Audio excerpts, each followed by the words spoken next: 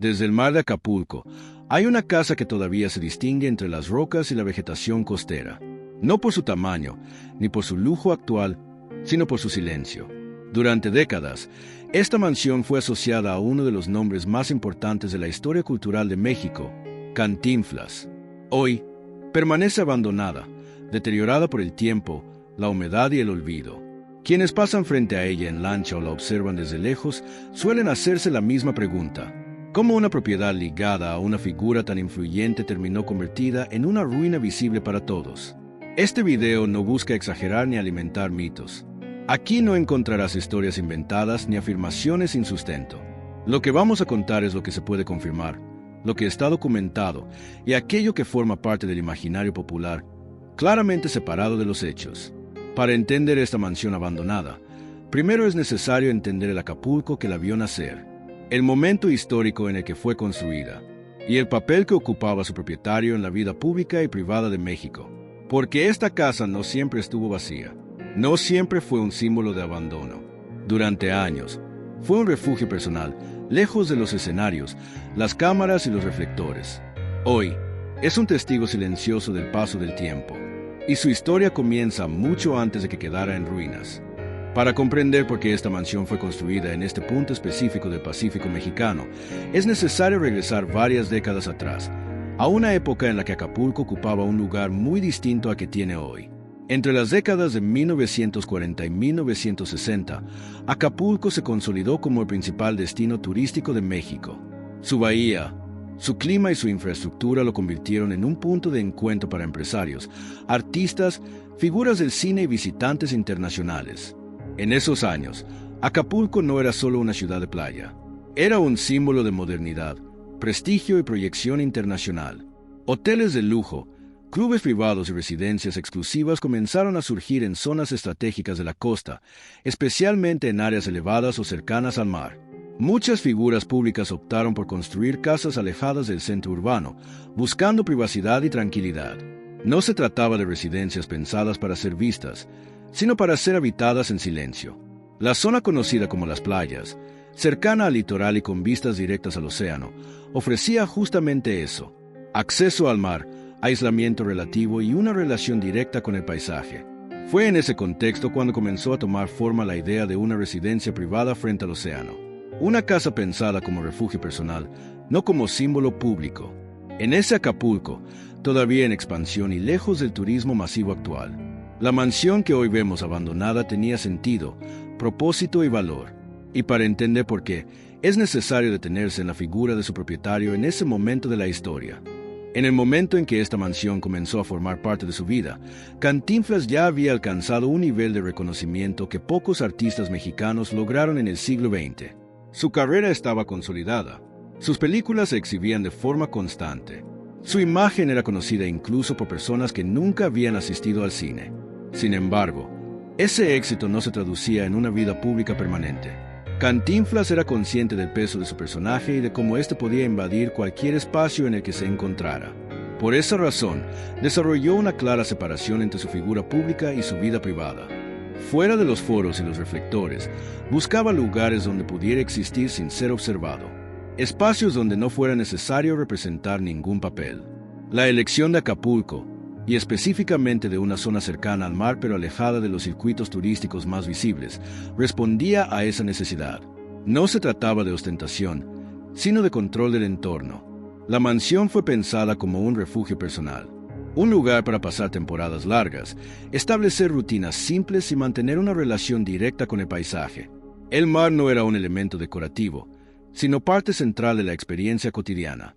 Esta forma de habitar la casa explica por qué no existen registros abundantes de eventos sociales, fiestas o reuniones públicas en la propiedad. No era una casa diseñada para ser vista, sino para ser usada. Cuando una residencia cumple una función tan específica, su destino queda estrechamente ligado a la presencia de su propietario. Al desaparecer esa presencia, la casa pierde su razón original. Y eso es lo que ocurrió con esta mansión.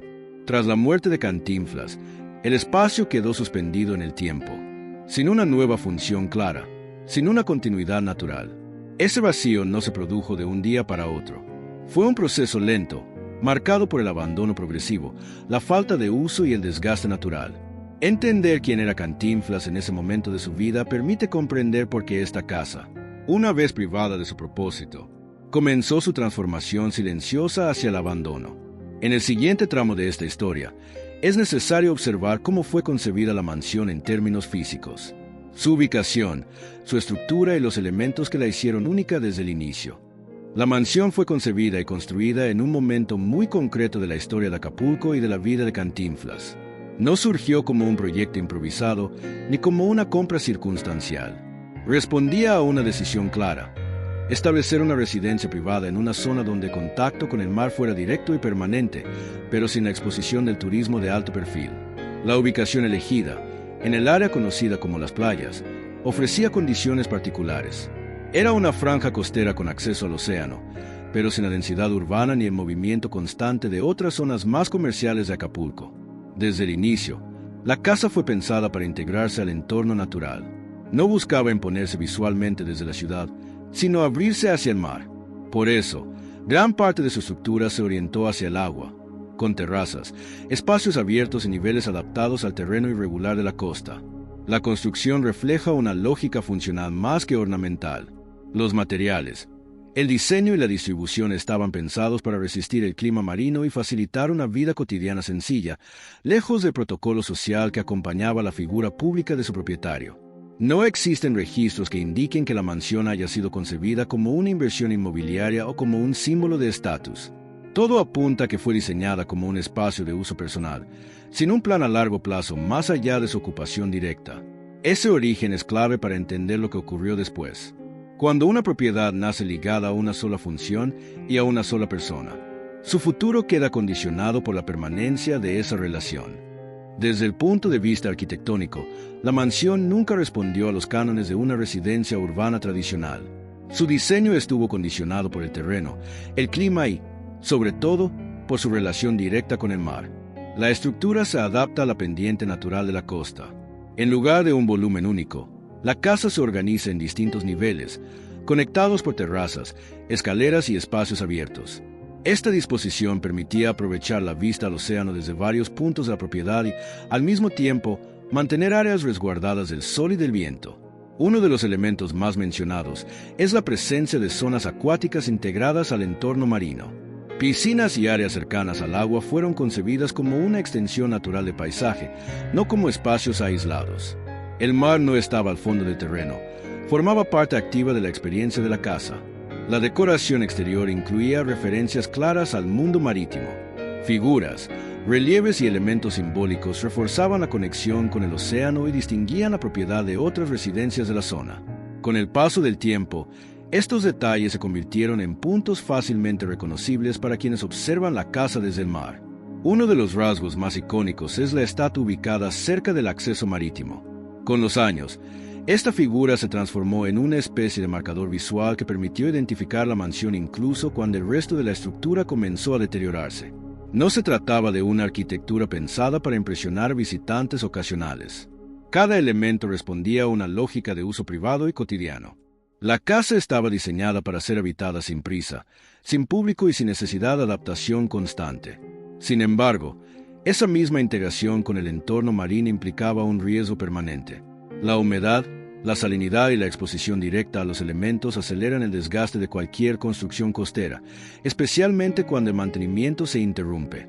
Cuando la mansión dejó de cumplir su función original y quedó deshabitada, su arquitectura, pensada para convivir con el mar, comenzó a volverse vulnerable frente a él. Para entender cómo este espacio fue utilizado en su etapa activa, es necesario observar cómo era la vida dentro de la casa cuando aún estaba habitada. Durante los años en que la mansión estuvo habitada, su funcionamiento fue coherente con la intención original con la que fue concebida. No existen registros de que la propiedad haya sido utilizada como sede de eventos públicos, celebraciones masivas o reuniones sociales frecuentes. La casa cumplía una función clara: servir como residencia temporal y espacio de descanso. Las estancias eran prolongadas, pero discretas. El ritmo de vida dentro del inmueble era simple y repetitivo, alejado de la dinámica que acompañaba la figura pública de su propietario. La ubicación permitía una relación directa con el mar sin intermediarios. El acceso al agua, las vistas abiertas y la sensación de aislamiento convertían la rutina diaria en algo predecible y controlado. Ese control era clave para alguien cuya vida profesional estaba marcada por la exposición constante. No hay evidencia de transformaciones arquitectónicas significativas durante ese periodo. La casa no fue ampliada de manera ostentosa ni modificada para adaptarse a nuevas funciones. Esto refuerza la idea de que su uso fue estable y sin cambios relevantes a lo largo del tiempo. En términos prácticos, la mansión no era un símbolo. Era una herramienta, un espacio físico que permitía desconectarse del entorno urbano y mediático. Ese equilibrio se mantuvo mientras la presencia del propietario fue constante. Cuando esa presencia desapareció, la casa dejó de tener una función definida. El año 1993 marcó un punto de quiebre definitivo en la historia de la mansión. Con la muerte de Cantinflas, la propiedad entró en una etapa completamente distinta. Como ocurre con muchas residencias privadas de gran tamaño, el inmueble quedó sujeto a procesos administrativos y decisiones que no siempre son inmediatas ni claras. La casa dejó de ser un espacio vivido y pasó a ser un bien patrimonial sin uso cotidiano. A partir de ese momento, comenzaron a aparecer los primeros signos de abandono. La falta de ocupación regular provocó que el mantenimiento se volviera esporádico o inexistente. En una construcción expuesta al clima marino, esto tiene consecuencias rápidas y visibles. La humedad, la salinidad del aire y el desgaste natural empezaron a afectar estructuras, acabados y sistemas básicos. Sin una intervención constante, la degradación avanzó de forma silenciosa. No existe evidencia de que la mansión haya sido adaptada para un nuevo propósito tras 1993. No fue convertida en museo, residencia alterna ni espacio cultural. Simplemente quedó detenida en el tiempo. Ese estancamiento fue el inicio de una transformación lenta pero constante. De residencia privada a estructura vacía. Con el paso de los años, la ausencia de uso tuvo efectos acumulativos. Las áreas abiertas comenzaron a mostrar daños visibles. Los materiales expuestos al ambiente marino perdieron resistencia y estabilidad. A esto se sumaron reportes de accesos no autorizados. El abandono convirtió la mansión en un punto vulnerable, sin vigilancia ni control permanente. El saqueo y la intervención humana aceleraron un proceso que ya estaba en marcha. La casa dejó de ser un espacio habitable. Se transformó en una estructura deteriorada, reconocible desde el mar, pero inaccesible para cualquier uso funcional. En este punto, la mansión ya no tenía dueño visible ni propósito definido. Su imagen comenzó a circular como la de un lugar abandonado, desligado de su origen y de su historia real. Ese vacío narrativo fue el terreno perfecto para que surgieran interpretaciones, rumores y versiones no confirmadas. Cuando un lugar permanece abandonado durante años, sin una versión oficial clara sobre su estado o su destino, el vacío informativo suele llenarse con interpretaciones. La mansión no fue la excepción. A medida que el deterioro avanzaba y el acceso quedaba restringido, comenzaron a circular relatos no verificados que intentaban explicar su abandono. Algunos surgieron de manera local, otros amplificaron con el paso del tiempo y, más recientemente, a través de Internet y las redes sociales. Uno de los nombres con los que empezó a identificarse la propiedad fue el de la Casa de las Sirenas. Esta denominación no aparece en documentos oficiales ni en registros históricos, sino en relatos populares vinculados a los elementos decorativos de la casa y a su relación directa con el mar. Las figuras marinas, las estructuras abiertas hacia el océano y el aislamiento del lugar fueron reinterpretados con el paso de los años.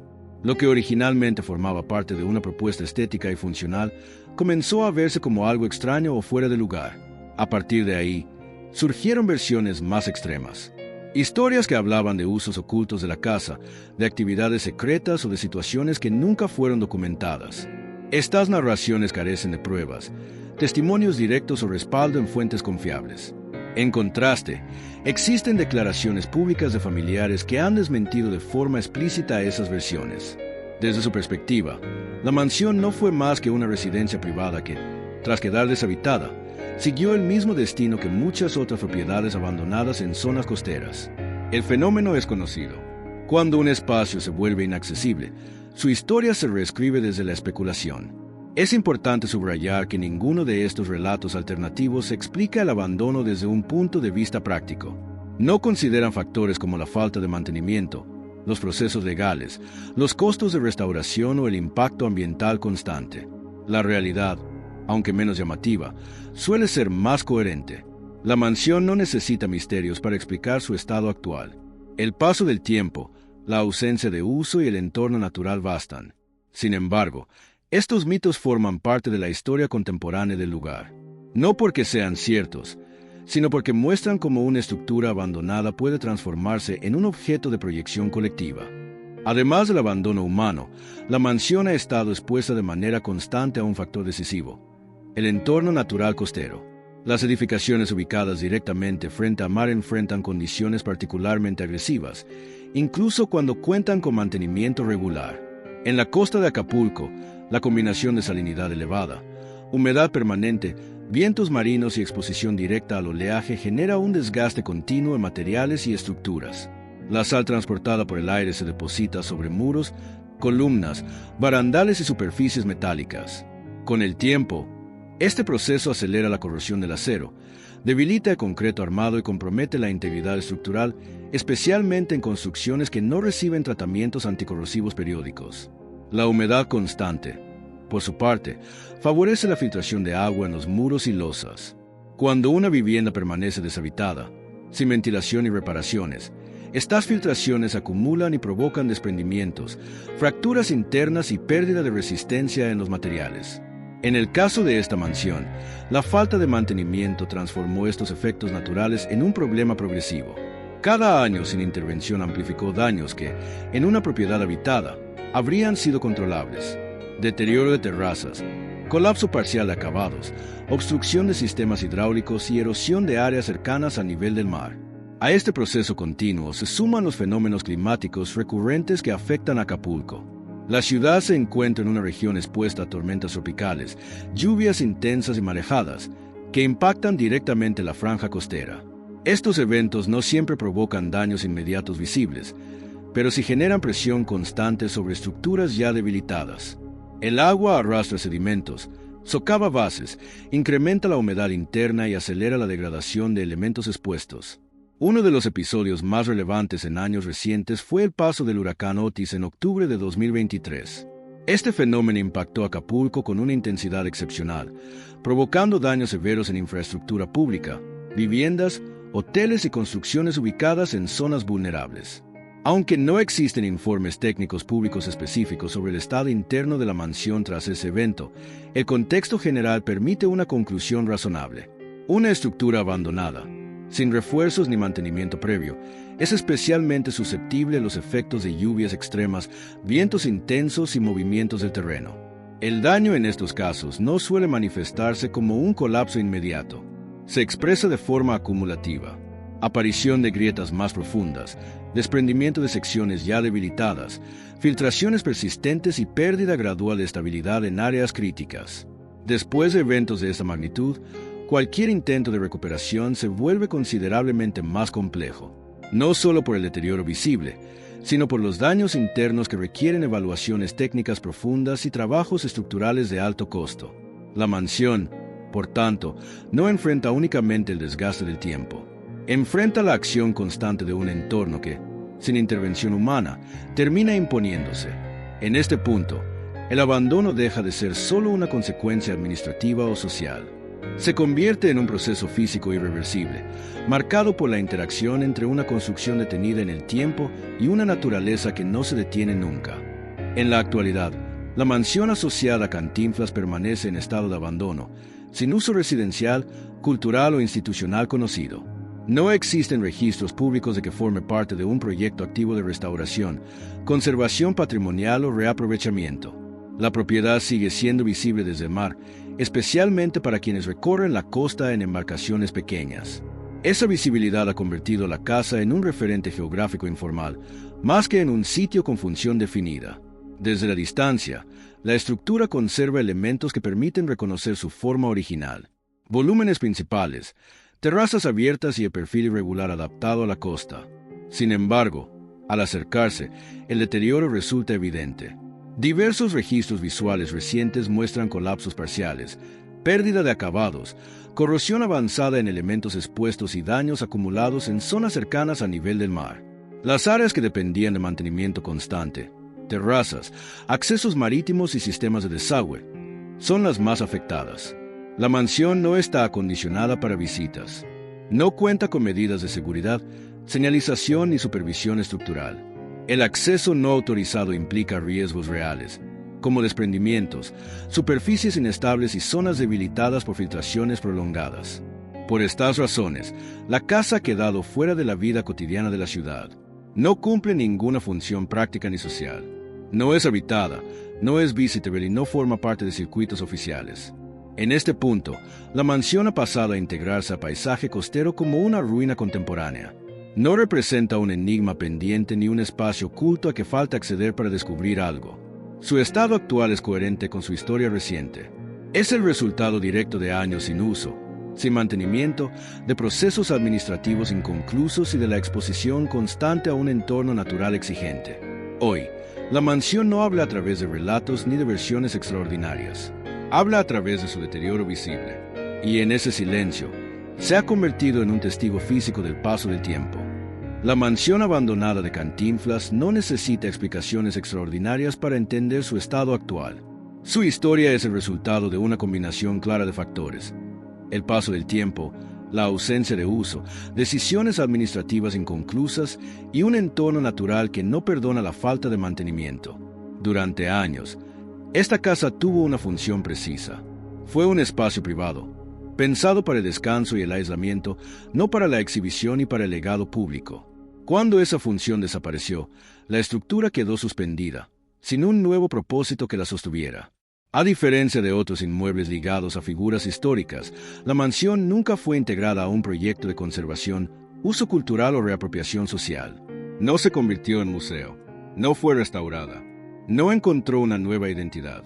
En ese vacío, el deterioro avanzó sin oposición. La humedad, la sal, el viento y los fenómenos climáticos hicieron su trabajo de forma constante y silenciosa. Lo que alguna vez fue una residencia funcional pasó a convertirse en una ruina contemporánea.